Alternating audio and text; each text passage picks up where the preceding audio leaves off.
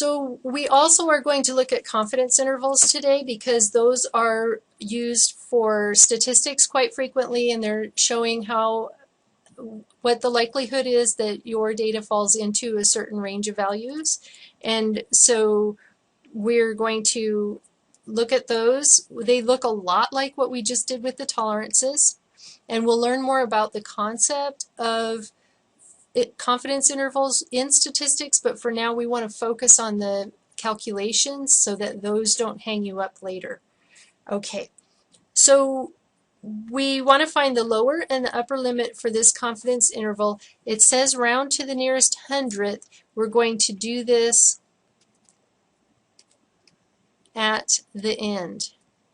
So while we're calculating, we're going to keep track of all of our decimal points because we don't want to be off by a digit or two. So first thing we're doing is looking at this. Okay, so rewrite showing all the operations explicitly. So I have 40 plus or minus 3 times parentheses 1.2 divided by square root of 20. Parentheses. Now I want to write down what order I should do everything. First thing I'm thinking inside the parentheses, I have to work those out. So inside the parentheses, the first thing I see I should do is the square root. So that's going to come first. And then the division. And then this multiplication outside. And finally, the plus minus. Now, if I write this a little bit differently, it'll work really nicely on my calculator. So remember, if we had 2x over 3, we could rewrite it as 2/3 times x and think about it as being x over 1.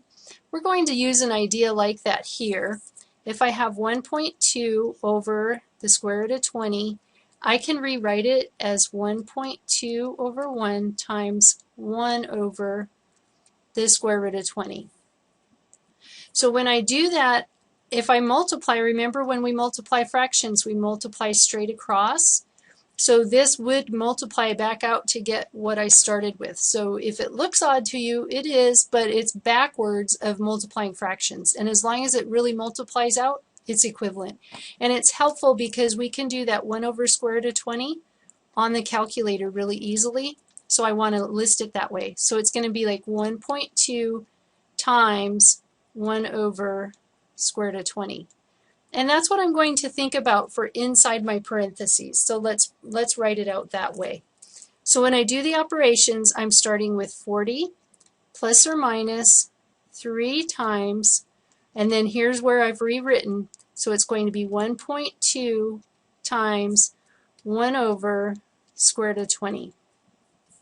Now on my calculator, remember I have to do that square root of 20 first. So let's put that in. There's my calculator, and so the first thing I need to do is the square root of 20. So I'm putting in 20, and then I'm going to press the square root button, which is right here on my calculator. So second, and that button. We did it backwards. So square root first for this calculator, and then 20, right paren and equals. So right now I've got part of this calculated. It's 40 plus or minus 3 times 1.2 times 1 over 4.4721 dot dot dot. I'm not going to write every bit of it down because I'm just going to leave it right there on my calculator. The next thing that I have to do here is going to be that 1 over thing. So first I took care of this square root of 20, and now second I'm taking care of that division. It's really easy because I'm just going to use my x to the negative 1 button. It looks like that, or it's going to be an x to the negative 1 button, or you might have it as 1 over x button. Okay, either of those, that's going to take care of this, figuring out this part, my second part. So with this sitting on my calculator, then I'm just going to press this x to the negative 1 button. and see how it says answer to the -1. That's how this calculator works. I'll push equals. And now my problem is 40 plus or minus 3 times 1.2 times, and then I have a decimal, 0.2236, and it goes on. So now I'm just going to do this multiply next. And the reason I'm doing it all this kind of funny way is because I don't want to lose any of the precision for my calculator. So I've got multiply to do next, so I'm just going to say times, and then 1.2 equals, and I'm going to multiply one more time because I have times 3 out front, so times 3 equals. So now on the right hand I have 0.80498 plus or minus.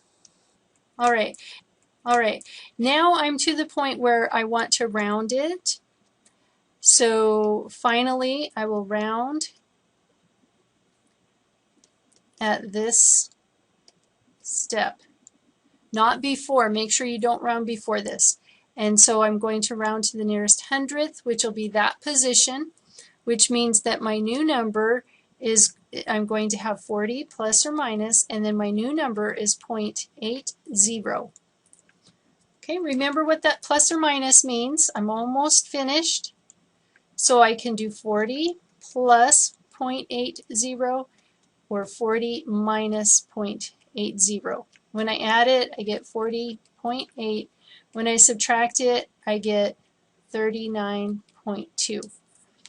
Okay, so I've found the upper and the lower limits for my interval, and then I can put it in that same interval form that we were talking about before. We're not giving you the hint anymore that it's minimum, comma, maximum, but it definitely still is, surrounded by parentheses. So I'm going to write that out. I have 40.8. Whoops, that one's my larger number, so it has to go second. So I have 39.2, comma, 40.8.